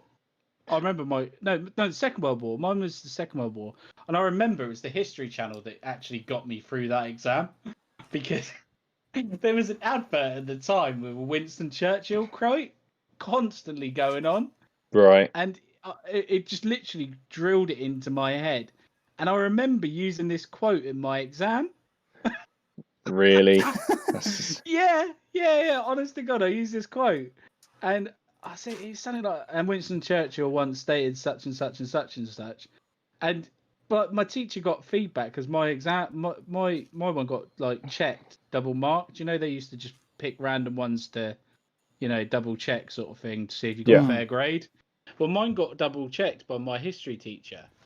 And he goes, you putting that Winston Churchill quote in like you did and how you mentioned it and you went into depth after that literally got you an A on your exam. And I was like, it's a history. Really? He burst out laughing. Okay, so it's the advert on the History Channel. Yeah, no. It's so funny. There you go. You got stuffed over. We've got here. Tom says it's still humanities, but there's separate lessons now for history, geography, and RS. That's true. Leslie said, "Good job, I bought the new. Good job, I bought the new TV. It's keeping Haley quiet." Do you hear that, Haley? They want to know if the new TV's keeping you quiet. I can't really say what she said. She'll be back. She's still working on the finishing touches on the from the decorating. While I sit here and do this. Matthew Hogg, it's aliens, people. Yep. Oh, that bloody show on the History Channel, the alien one. Do you know what? Ancient don't. I get so it's become like I do like. I mean, this is awful because fair enough. You believe you. I go to open days and I do talks, and and sometimes we'll just get this question and then say, and I'll genuinely say things like, "What do you?" And be nothing to do. I'll be out doing a talk about, I don't know, late Iron Age settlement in mid Suffolk, where we find lots of animal butchery or something like that. And then someone will say, "What do I think about the NASCAR lines, or the Chariots of the Gods?" And it's like, I don't really see how that's relevant to what I'm talking about. Because fair enough, it's absolutely 100% up to people what they believe. That's completely fine. But I just don't I don't get the need to sort of bring it to the little talk in the village. What else we got? What else have we got? War Games Anonymous says it's like Kerrang TV, which barely plays anything metal. Absolutely. Ugh. Absolutely. I used to remember when it played metal. I went on it briefly, maybe 6 months ago, and I thought that it was a pop channel, basically. No. And Steve, Bill Roy just said, "What Napoleonic series are we talking about? Any chance you got a link? Can you resend a link to me and I'll post it in there?" If you search for a YouTube channel called Epic History TV, I'll put that. Search for Epic History TV. And they've got lots of stuff on. There's loads about Napoleon. They've got a good series on there about Alexander as well. Okay. But it's Epic. I think it's called Epic History TV. There we go. Awesome. What are people in the chat doing tonight? Are you watching us, or are you just painting, or what are you painting? I know it'd be nice to know what everyone's up to at the minute, but I think I'm back on the Napoleonics. The thing is, I'm going to do that. I think this month thing is quite a good idea. Yeah. Yeah, I quite like that idea, Martin, to be honest with you. Yeah, I figured... You can get quite a lot done. Yeah, I said it as like a little challenge to myself, and it's a good way of putting out some themed content, because you can put, for example, if you're doing Napoleonics, I'm sure you'll do a Napoleonic painting video. You could do a Napoleonic history video. You can just put out some themed content and link all the videos. With my Carthaginians, I've got a few things planned that I want to do. It's just a shame I haven't got any Romans at the moment to kind of do a battle report at the end of it, but I'll be getting some Romans at some point, and then I'll do a similar Republican Roman thing. But I think the thing is, now I've got all these ECW stuff, and I'm now already thinking about next month. So I don't know if I'll do another theme next month, or I want to keep it a little bit looser. But it's a way of doing it. I might try it to the end of the year. I might try themes up to the end of the year, see how it goes. Yeah. Might help me clear a bit of backlog. So I might do, like I said, I'm doing Napoleonics this month. I might do ACW next month, and maybe World War II the month after. Yeah. December. Do you know what I said I'm painting my bolt action early war French. Yeah. Once they're done, can anyone guess what my next bolt action project's going to be? Or Germans? Well, yes, obviously. I'm going to be doing. I've decided I'm going to do proper early war Germans as well. So pick up that Blitzkrieg starter box. Yeah. And then get some really, really small zippy Panzer 1s and 2s. Awesome. Yeah. Plus, I've never painted early war German uniforms before, so it should be a bit of a challenge. Yeah. Got Tom the Wargamer. I don't know if he's taking the mickey, but he's painting some 95th rifles. And then Duncan FX says he's also painting some 95th rifles. So, good job. I hope they do better for you than they did for me. In overrated green little. It's probably because you never filled Sean Bean's model because it looks so shit. They didn't achieve. They achieved nothing. All they achieved was giving you a point. 2 points even. Bill Roy's painting Wars of the Roses. Good man. Me too. And then Miller, funnily enough, has just said, "How's Ken's lucky dip box going with the minis and the little brown packets?" He's going to be doing some more, aren't you? Yeah, I am. Yeah, I'm gonna be pulling out the next dip box. Yeah, because I've done the last ones.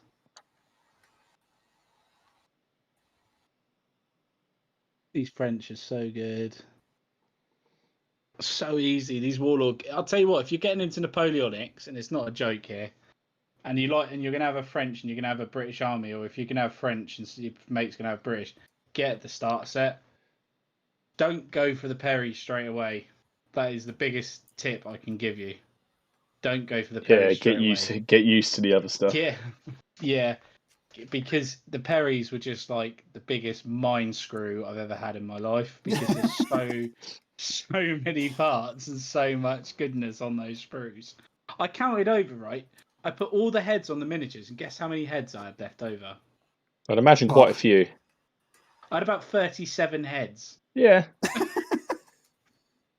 Extra heads, just cause. And I was just like, I was even contemplating putting some of the heads on these, and they were slightly just too small. But if they were a little bit bigger, I'd have done it. But, The parts don't scale well together, but if you put in the men together, I find that they're all right if you want to mix manufacturers. They're fine, yeah, yeah, they're fine. So like when we were playing the other day, they looked absolutely fine. You couldn't tell the difference. It was absolutely no dramas whatsoever. But yeah, get the actual second edition box. Go third party retailer, so you get it for £55, and do it like that, because you get enough in there to keep you going. And if you've never painted Napoleonics, it just makes it so much nicer to introduce you to cross belts instead of having like five or six cross belts like there seem to be on the French Napoleonic set, because I don't know why, but it just does. These with the great coats are just so much easier to pick out and get done. So I definitely recommend getting that. Yeah, they're definitely a good way to get started. They're a good way of bulking out units as well, quite quickly. 100%. I mean, obviously you don't get that detail, you don't get the the same variation. Multiple poles. If you just want a marching forward battalion, they're perfect. They are perfect. If you just want to marching straight towards the, with the rifle up, one pose, they're fine, and that's what I want. So I'm quite happy with that. And like what I've done is, because obviously with that set you don't get command with it, and people are probably going, if they're new to it, what is command? I didn't know what it was when people spoke about command, but command's the 6 guys where you get the 2 eagle bearers, the eagle bearer himself, the officer, the sapper, and the drummer boy.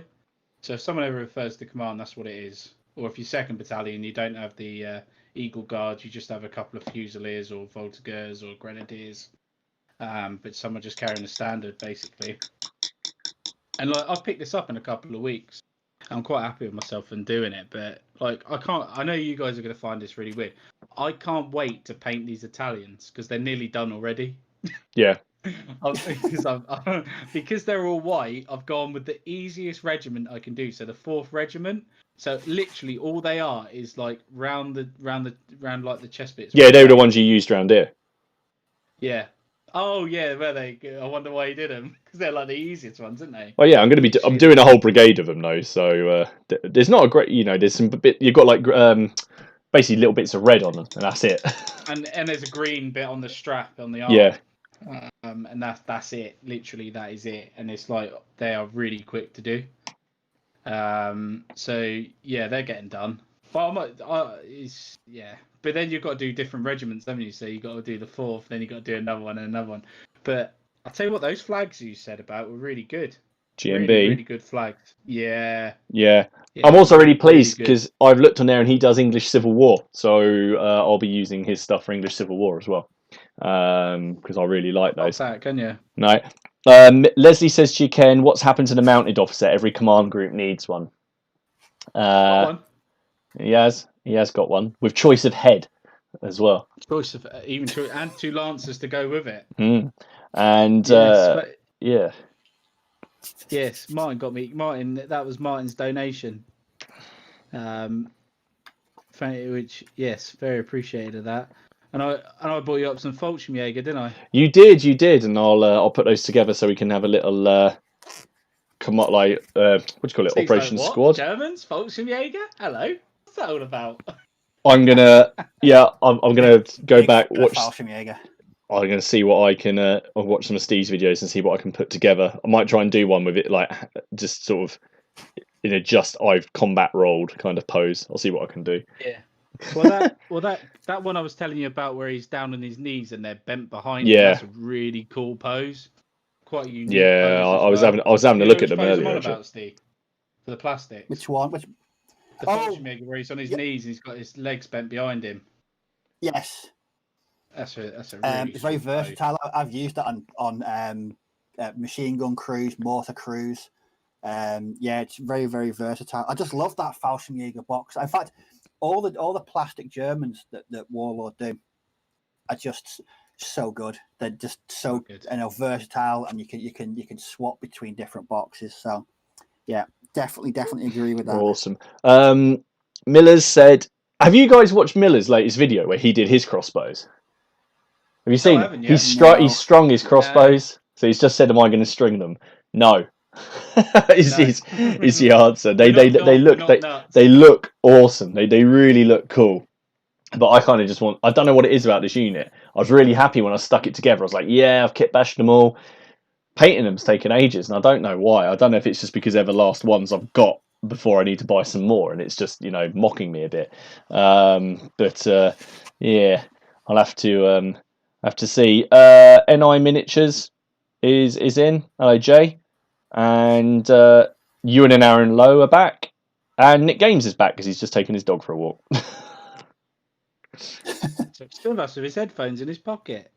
Beautiful thing of it's on YouTube, isn't it? They make you pay for the YouTube Plus, don't they?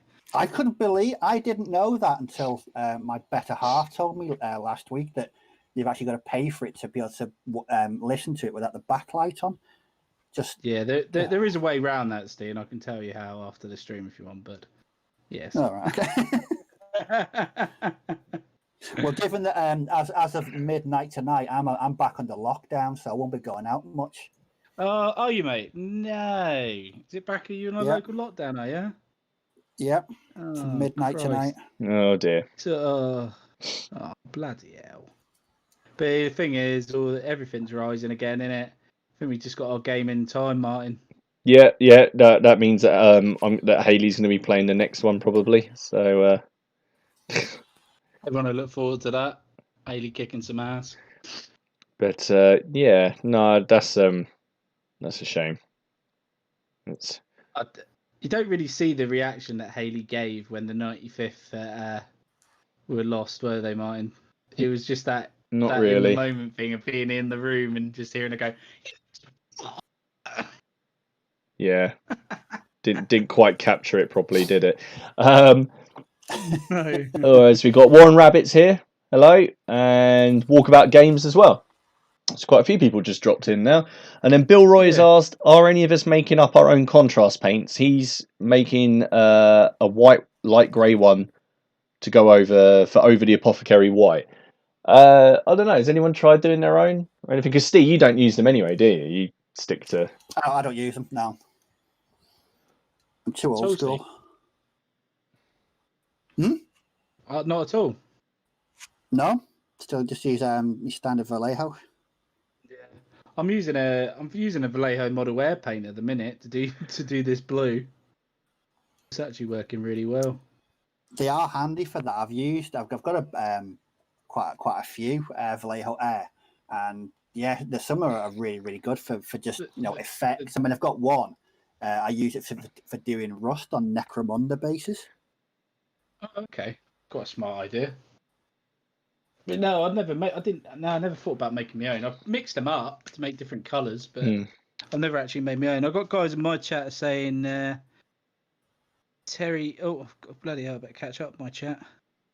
Oh, it's about Richard Alpha 7563 has put Cromwell was Richard Harris in that film. Terry Head, I had a relative who fought in English Civil War, Waterloo, Crimea, World War One, World War Two. Bloody hell. Bloody hell. And I think Afghan were quite a military family. Yeah, bloody hell, yeah, definitely. Christ almighty, yeah, that is a big one. I got 99% of my level history told couldn't give me 100 as I would be classed as cheating. Done it on the Russian resolution. That's Steve Reese. And Alpha 7563 saying he's doing Portuguese infantry. Cool. Used to work on Terry Head used to work on archaeological sites, recording finds. Sorry about the spelling, never passed that one at school. No, that's cool. Doing 15mm awesome. Wasp battery. and what's it? I'm really sorry, I can't pronounce that. But Granada Priego. I'm really sorry if I pronounced that wrong. I did my degree. He did his degree in modern history. That's quite cool. All history's cool. Yeah, when I did my A-level history, I did the two, instead of doing it over 2 years, I did it in 1 year. Yeah. So I combined. It was German history, 1918 to 1938, and then modern political history, 1945 to 1979. Wow. Finensty. Rather interesting. Yeah. Very many years ago, though. So Definitely. Oh. Sorry, Martin, I cut you off, didn't I? Did you? I think I did. Did you? Okay. Yeah, I think you were going to say something, and I interrupted. I can't remember what it was. I can't remember what it was. What was the thing was about contrast paints, wasn't it? Yeah, that was it. oh yeah. I can't remember what I was going to say. I haven't made my own because first of all, I can't. I work near a games workshop, so it's very easy for me to just pop in and get them. And I just want to be able to. I guess it's that consistency and uniformity in colours. I want to know that what I'm using is more or less the same. Yeah. And then, but I would, if there was something I needed, I would mix it. I have mixed up glazes and oil washes before for stuff. So if I come across, mixing's quite cool. I've mixed contrast paints, and I did it for those World War II American paratroopers. Did you see that one, Steve? Painting video I did for that. I saw a couple of your contrast ones. I don't think that was. I don't even knew you did that one. I know you did a few of the earlier ones. Yeah, you want to see? I did a D-Day paratrooper one, Steve, and I'm not joking. Yeah, thank you. Right. It's the colour is spot on. It's literally spot on for the D-Day, and it's so easy to make up. That's one thing that when you if you look at the suggestions on the Warlord Games website for US Airborne uniforms, you have to mix. There's two different colours. They don't do a there's no standard paint that you can use. No. I mean, for my 15mm late war US Airborne, I just use what's it called here? Khaki grey as a base coat. Yeah, khaki grey. And they're like a green. Yeah, no, I'll tell you what, honestly, Steve, check it out. It might change your mind about the contrast. Just for that reason. Yeah, it didn't do too well, the video, but it is a really spot on colour. I really want to do some kind of late war, either British or American project, just so I'd have something to go up against my my German team. Yeah. I show somebody how to play a game. I've not got any kind of directly historically accurate opposition forces. Yeah. No, it's always nice to have. Here. Yeah. Funny enough, Bill Roy said, Steve, since then you've done your history, you've then concentrated on German history from 39 to 45. Yeah. Could have done a master's in that, mate. I've done several additional modules since then. That's cool. We've got King Matt Superiors here. Hello, mate. All right, Matt. What we got here? Bill, who asked the question, says a white is really good, painted over the apothecary white for uniforms such as Austrians and Italians. He just finds it an easy way. It might be something to think about, Ken, with your Italians. But I got my trick, mate. Basically, it's that Liquitex white ink all over, and then I'm going to go over with a watered down Nuln oil. Yeah, very watered down Nuln oil. And that's the way. That's the white. Oh, nice one. Nick Games has just said, that's very kind. His stream is great. He always listens or views it when he's at the hobby table, and today he's trying to get all the flags and all his regiments. Thank you very much. Yeah, thank you. Cheers, Nick. Glad it's nice that people actually keep coming back. Yeah, it is nice. Do you know? I've noticed there's a couple of people that watch the stream. also comment on my pictures on Instagram. So it's Okay. I'm not really a social media person, but it's actually kind of cool that people sort of know who you are in sort of the hobby community. I think it's really, really awesome. It is cool. Yeah. It is cool. We've had a question. I don't know this one. Tom the Wargamer, what are our opinions on the Army Painter paints? Now, you've got a lot of those, don't you, Ken? I've got the whole set. Go. You have the floor, sir. I love them. Yeah, I love them. No, they're great. No, they really are good. I've got, like I say, I've got the whole set. I've got the Mega Paint set, and I'm using them at the minute. Actually, I'm using them for my Napoleonics. I used for like my great coats. I've used Necromancer cloak, but there's so many. There's so many different varieties of colour. But there's not too many. It's just the right amount, I think, and I'm glad I've got a complete set of them. I've got Vallejo as well, and I've got some Games Workshop ones, but I don't really touch the Games Workshop ones anymore. Not a huge amount. Sometimes some of the metallics I use, but the washes are really nice. I've started to use the washes a lot more. As I said, the only Games Workshop paints I use are the washes. Yeah. And for some reason, Mephiston Red. It's the nicest red I've ever used. Yeah, it is a nice red. So I'll always use that. Yeah, it is a nice red. But the Army Painter range, absolutely love it. And they're in dropper bowls. What's not to like about dropper bowls? And I'm just trying to think what one of some of my favourite colours, my go-to colours on there. I like the tan flesh, the flesh tone. I really do like. They do the barbarian flesh as well, and I find as well just a tad of water just to thin them down a little bit is all you need. Yeah. Especially they don't dry out, but they're good paints. They're gel-based paint as well. Just so you know. I own one.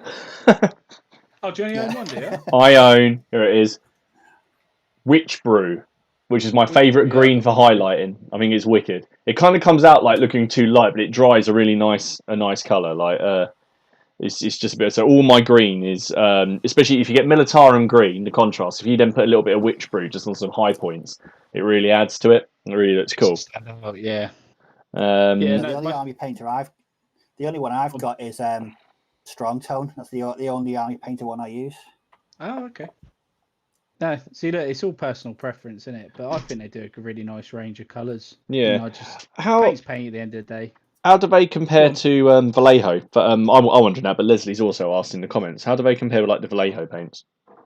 In what regards? You mean thickness? How they? Well, I'd say overall quality. I mean, what would you say is the superior paint in your? What paint do you prefer using? The Army Painter one or?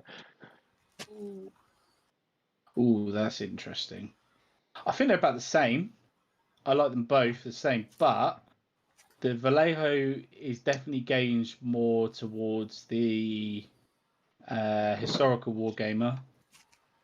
But then I think you go down the path of there's too many colours, too many shades of brown to start getting the perfect tone of that uniform, and I think you go down the slippery slope.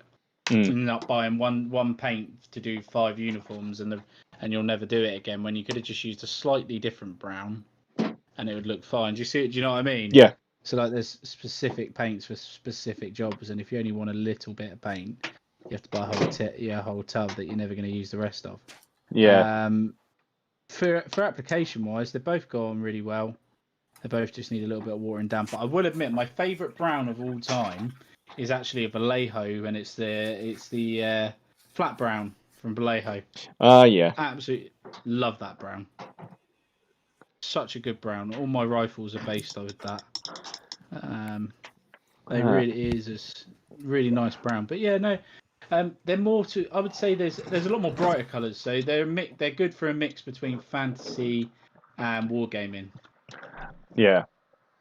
So that's what I like about them. They are good for a mix between the two. Yeah. No, which someone's just asked as well. It's kind of this is fine. Actually, this is all quite well related. What's the who makes the best matte varnish? What do you finish your models off with? Do you varnish your models? Not very often when I remember to. not my plastics. My metals I tried to, if I remember, but I used that GW and a spray stuff. But I have got some airbrush varnish as well, which I need to use. I need to try that. But yeah, what about you, Steve? Yeah, the only figures I've ever varnished was when I painted up the Strontium Dog starter set from Warlord Games, because they're metal, and for me they're like gaming pieces. You only have 4 or 5 dudes on each side. So I thought I'm gonna be playing this a lot and teaching people how to play it and give them a good varnish. But I used it was I've got it here actually. It was a Vallejo one. Here we go, Vallejo matte varnish. Oh, I've got some of that somewhere.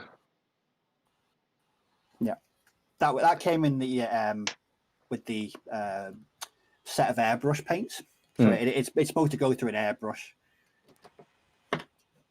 Varnish is varnish, isn't it? Yeah, well, yeah, I use Tester's Dull Coat because there's a little train model shop near us that sells that, and but I quite like the GW one, the Munitorium varnish, because it isn't completely matte. I find sometimes that some matte varnishes just go a bit too. I don't know. It's not completely matte. It's not wholly satin either, but it doesn't. I don't know if I'm explaining myself really poorly there, but I don't know. Yeah, it doesn't dull it down. Yeah, it doesn't dull down the vibrancy of the miniature. Exactly, and yeah, Paul Richards here. Hello, mate. But he said Tester's Dull Coat as well. So that's a good one. Hasn't there been a problem in getting hold of Tester's Dull Coat though? I'm sure somebody made a video. It might have been Ralph Astley was saying that he was having some problems and actually getting hold of. Oh, if you need any, the model shop near me has loads. There's loads in there. Right. I'll get some, because because they're in like little rattle cans rather than sort of like your standard size. They come quite small. Because I've started priming using the Tamiya stuff.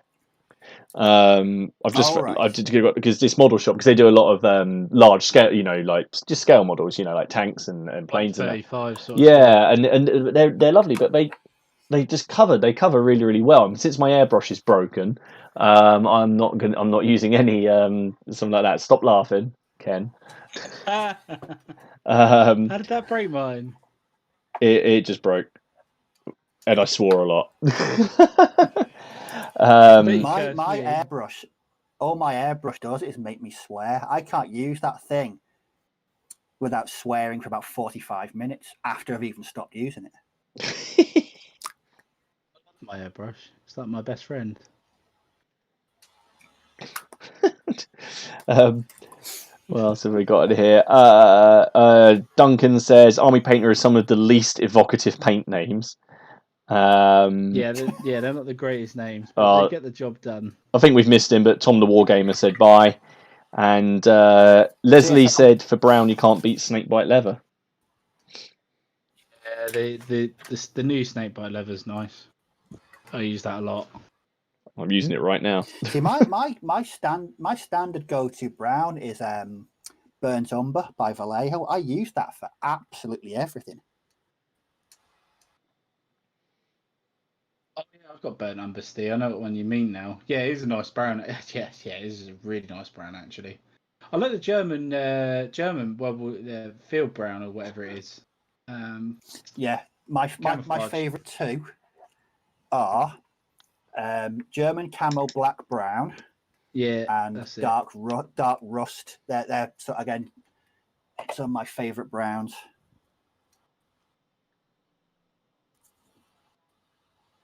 Definitely found as well with these Napoleonics, I wanted to paint them in a more traditional style. It's like, I know I was saying to you, Mike, when I was saying I could do these greatcoats with contrast to try and speed these up.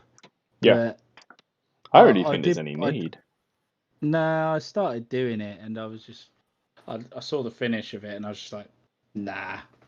They don't take very long. No, these greatcoats don't. No.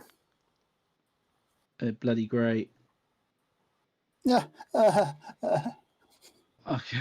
When would I have said, Steve, what's going on with us, mate? What's going on with us? How the hell did we get in these bloody Napoleonics?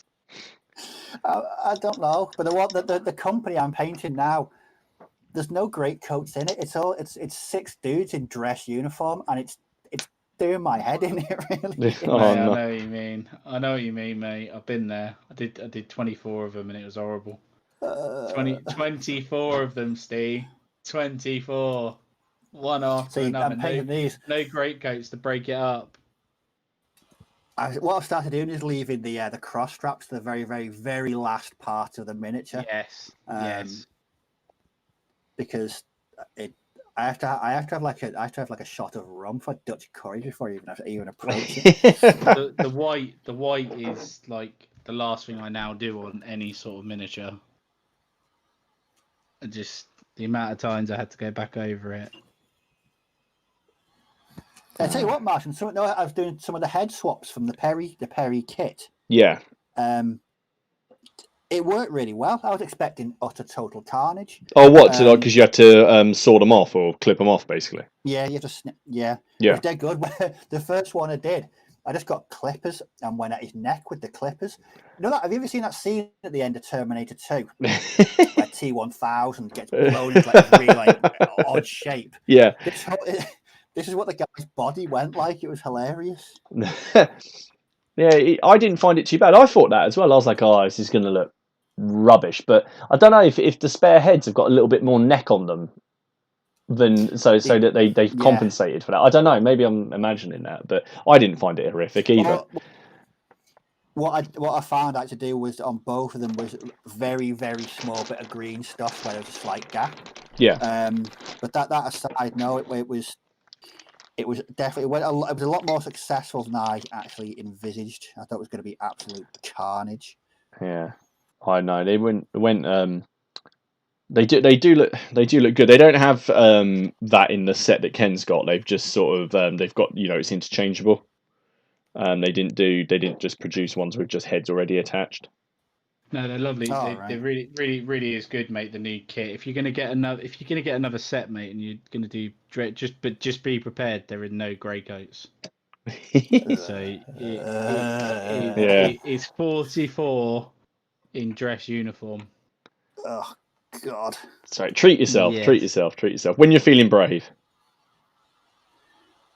What is this after or before I've painted hussars? After, definitely after. Ken saw those hussars. He'll tell you. I showed him why it sent me a bit funny. Like you can see on there. What people saying in here. Wargamers Anonymous. Phil says Tamiya's varnish is also very good. I don't think I've ever used a varnish. I don't think I've ever. I'll have to try that out. Nick Game says contrast paints are great for boots, leather straps, and basically stuff that is not so eye-catching.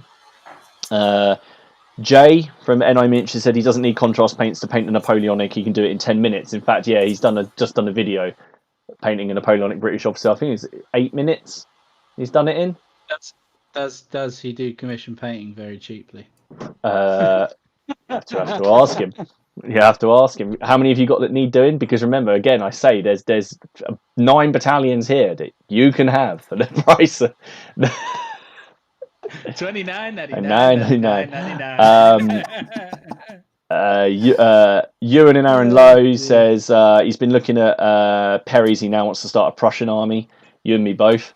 I've got Prussian Landwehr that I'm working through at the minute, slowly, very slowly. Are they the ones you showed me? Yeah, the ones that don't have any cross belts, that are basically just wearing smocks, and some of them are even just barefoot. Yeah, them.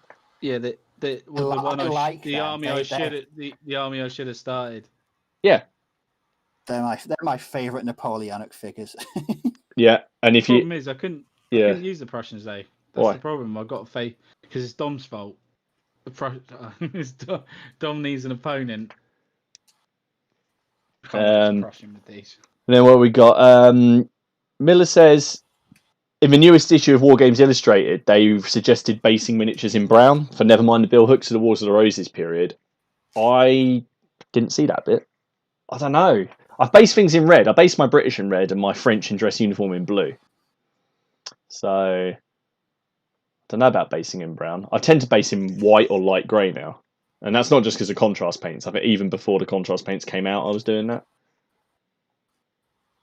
No, I base in you can say usually a mixture of brown and green. I can't use white, and I don't use black. I just use I like a nice sort of rich brown color as a base comp.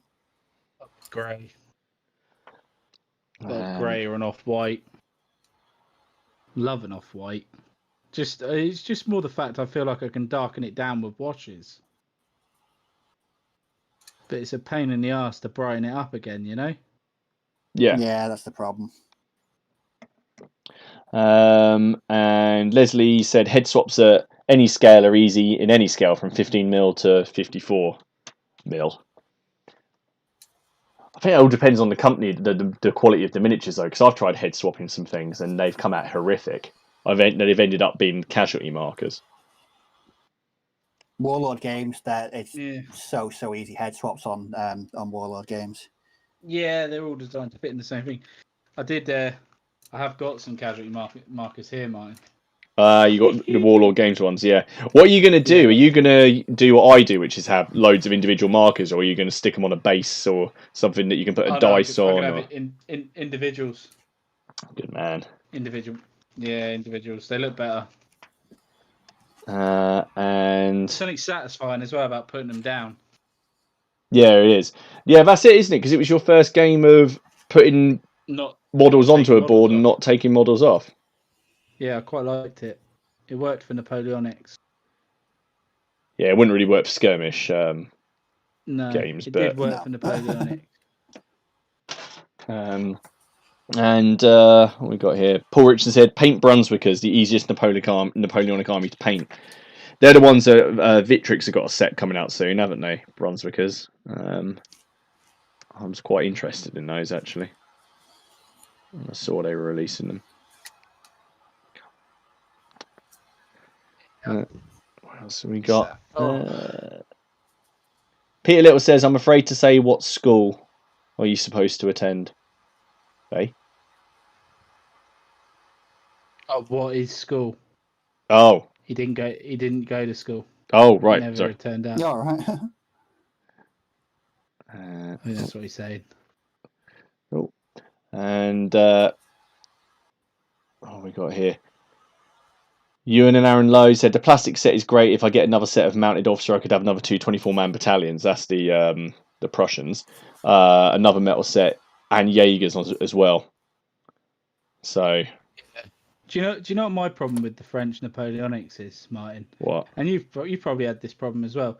When you go onto the Perry's website and you go to their section where it says French and then metals. Yeah. And then there's about 9 pages worth. Yeah. You're like, what do I buy next? Because yes. you were saying the other day, what your idea of what you were saying about those what they called mine when they go off to give orders. Oh, aide de camp or the aide de camps. That idea straight away went in my head, and I thought that is freaking great. Yeah, they're on there. They're on there. Page 1 or 2. I've looked. I know. I know. Yeah, they yeah. And then you've got models of like guy lighting torch, guy extinguishing torch, and I was just like, there just seems to be a model for every action in the game, and I was just like, well, when Michael and Alan Perry were on the show and they were talking, yeah, we do these models for us. You can understand those individual just for swapping out. Yeah, well, you've even got the guys who are like, crossing water, so you've only got like half the body, so you can just have some guys in the river, like putting together a pontoon bridge, I think they are, or something like that. So yeah. I was just like, there's so many miniatures. Yeah, because I think it's Alan, isn't it? He loves his French. I'm pretty sure Alan really liked the French. He's got masses of French. Dave Miller's come up with a quick question. If you guys want to give it a try, sort of off the cuff. Yeah.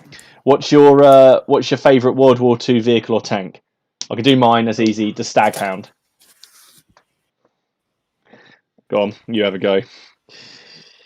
Mine, Stug. Stug life, baby. Mine would probably be the Firefly.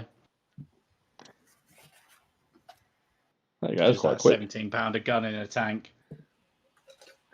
What we got then there? can't- Yeah, that's a quality tank though.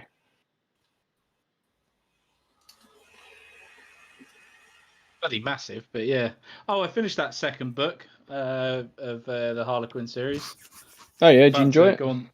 Yeah, bloody amazing. I'm about to go on the third, get that done, and then I can get on my Napoleonic books, but I can't stop listening to it. The problem is, I don't know whether to wait until I get back into the 100 Years' War again and then listen to it, or, do it a bit, do something else a bit different in the audiobook front. I'm not too sure. But I do want to listen to it. That's the problem. Just listen to it then. Yeah. Otherwise, I like building. It's kind of like building up a momentum with them, isn't it? Yeah. Because you still got all the story fresh in your mind, haven't you? Yeah, I just do it because there's two more. There's one. There's another two to do. If you've read that's done the second one. Yeah. There's four. Oh, okay. I thought there was three. Nah, well, there's three in the trilogy, and then he wrote another one more recently that carries the story on. Not Agincourt. It is another one. That makes it even better. Have you read them all, Martin? Yep. Well, that's all the flesh done on those last 6 Fusiliers. Well done. Is those are the last 6, aren't they? They are the last 6, yeah. And there was lots of bayonets in hands as well. I have finished. That's definitely a danger. An occupational hazard of painting Napoleonics is constantly impaling yourself on bayonets. Yep.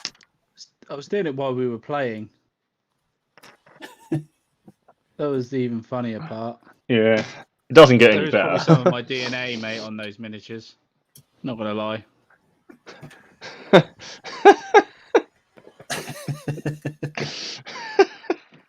Sorry. You gay bastard.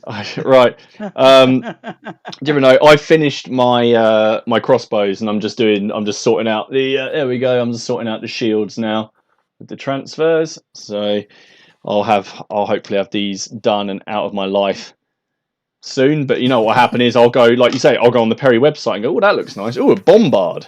That looks awesome. I clearly need this massive cannon that was only used in sieges. What's that? I've now got to build a town wall. Okay. I need that in my life. Yeah, it's one of those things. I am going to get one. I decided that I was going to give it to Warwick, the Kingmaker, because I was like, well, if anyone's going to have it and going to afford it, well, he did have a couple anyway. He's got one in his castle, mate. I can tell you that much because I've seen it. Yeah. Oh yes, because they have the Kingmaker exhibit, don't they? They do, and it's there. And I was quite taken aback. I was like, "Oh, that's interesting." Do you know what he did? While he laid siege to Bamborough Castle, right? I can't remember if it was from Warwick or from Edward, the king. But basically, he said the ultimatum to the defenders were: you surrender the castle. If you don't surrender, for every cannonball that we use, we'll execute one person in there. So they kept count of the shot. Is it just me, or is it in those days? They didn't mess around, did they? I mean, there was no ifs, ands, or buts. Everything was quite an extreme. Yeah, it was just like I don't know. Maybe it's because they had a shorter life expectancy, and they were just like, "Now we just want to get on with it." Yeah, but somebody sat down and thought, right, how are we going to do this? Right, for every cannonball we fire, someone's getting it. I mean, yeah, it was just there's no messing around. They were very straight to the point. No, I wouldn't have liked to have lived back in those days. I really wouldn't. No, exactly. So tonight, what did you guys get done again? Sorry. I have finished all my crossbows. So I've done a unit of 9 Burgundian crossbowmen to finish off my Burgundian mercenary brigade to help my Yorkists. These are the ones that I sort of kit bashed together after being inspired by Steve. That's what I achieved. done your flesh, didn't you, Steve? You saying? I've base coated 3 sections of 15mm Germans, and I've inked flesh and washed 6 Fusiliers. So tomorrow I'll be highlighting the flesh, then the muskets, and then the cross straps. And I don't want to do it. I just don't want to do it. Well, I've actually been very productive, and I can't believe how productive I've actually been. I've done all the black, so all the boots on 18 guys, all their hats. I've done all the browns for their rifles. I've done the Fusiliers bits on the top. What's that? What is that? Like a cat badge, isn't it? Which bit? The bit on top of the Shaco. Yeah. Basically. Yeah, so I've done all of those. So, and I've done all the flesh on them as well. That's mental. You've got the bug. That's it. That's it. You've got the bug, I've gone though. mental tonight. These are like 80% done. That's good stuff. That's nearly my second Tomorrow, battalion finished. Tomorrow I'll be entering a Zen trance before attempting the white cross straps. It's the only way to get through it. Oh dear. Right. Better get going, guys. Yeah. We've gone past 10. So thank you guys very much for watching. We'll see you next week. Dom is back next week. See, he's been on his travels, so we'll see what he comes back in with his tale. See how much hobby he's managed to get done. He's been putting the videos out, but yeah, he is. He's still cranking it out. Yeah, still cranking it out. But yeah, well, guys, thanks very much for watching. We'll see you again very soon. See you next See you later. Bye-bye. Cheers. Bye bye.